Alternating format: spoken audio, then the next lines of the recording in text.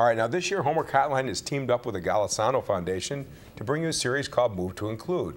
Now throughout the series we'll be learning about different disabilities and more importantly how we can help people with intellectual and physical disabilities be included. Now tonight Lori Bajorek from Rochester Arts, or Arts Rock.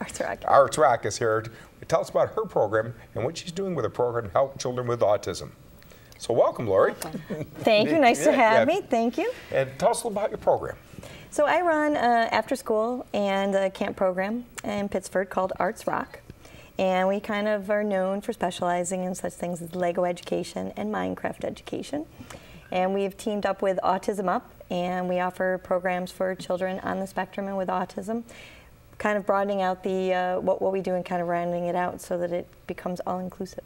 So you work with the whole spectrum? I mean, PBD, APD, and... well, so the programs that we've done right now, working with Autism Up specifically, have designated 2 of the programs for working with them. But through our other programs, we have incorporated other children. We like to consider our door is open. So you don't just have to be on the spectrum. We have kids of other types of disabilities also. Oh, great. Right. Yeah. Now, I've never heard of Autism Up. Tell me a little bit about that partnership and what that's all about. So Autism Up is also a not-for-profit that helps children and parents that they're on the spectrum. Okay. One of the things that we, with Arts Rock and Autism Up, partnered together was to create a program where children can come. They come on Tuesdays and Thursdays for an hour and 15 minutes. Parents drop them off and we work with them. On one time is Minecraft, the other one is with Legos. Oh, wow. Okay. How did the ideas for the classes start? It's always a tricky question. I have a son who's now 12, a middle schooler, and basically way back when he was in kindergarten, he wanted to play with Legos. So we go to our school and I was like, yay, we're gonna have a Legos. And they said, well, we don't have a Lego program, we have chess and yoga. It's not gonna quite work for my son. Or many kids. Or many kids. So I actually contacted Lego Education directly, and at that time we just had a music program. So they said, well, why don't you start a Lego program? I said, me? Okay, we actually started with 4 kids, and that was 7 years ago. Since then, we've actually incorporated, became a 501c3, worked on other projects.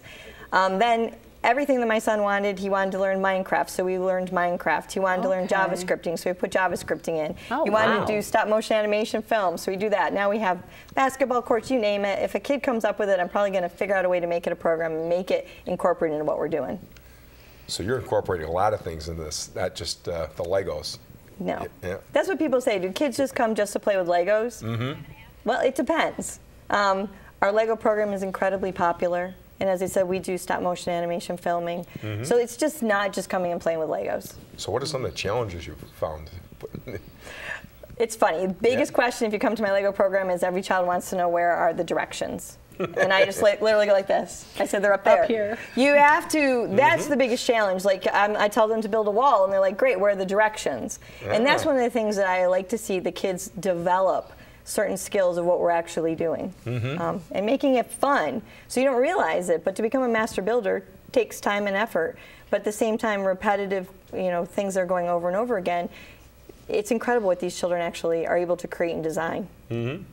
So it's important for them to be able to use their brains, but it also does other important things as well, correct? Like making them use the arms and their flexibility and focusing.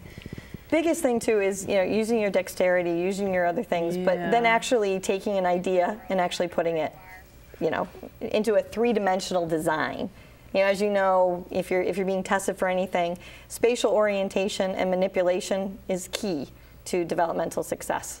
So being able to do it, and then just able to just make something cool. So that's your importance right there. Now, can you tell us a little about the movie you have coming up? So, as I said, we do stop motion animation filming. One of the programs that we actually do with Autism Up, we work with them on making their own mini movies. We have our own YouTube channel, over 1,500 movies on our YouTube channel that kids in Autism Up and in our other program have actually created. I had this brilliant idea to say, well, why don't we try to make a full-length animated feature film? because that just seems logical at the time. Sure. And the kids were like, yay, let's do this. So we actually we picked our book, which is The Book of Three by Lloyd Alexander, which has won a Newbery Award. We then entered in the 92nd Newbery Film Festival and are now a featured product on that. And then Strong Museum found out about us, so we're actually going to be featuring it on April 30th at the Strong Museum. So the children have created the script, made the sets, did the people, did the stop motion animation filming, and it's become this literally work of art. It's Wow. incredible what they're actually able to do. This is huge. I mean, how many students were involved in this project? It sounds huge. The credits are longer than the movie. Yes, I got truth. It's incredible. You know, just when you see what it takes to make a movie, the number of pictures and what we're actually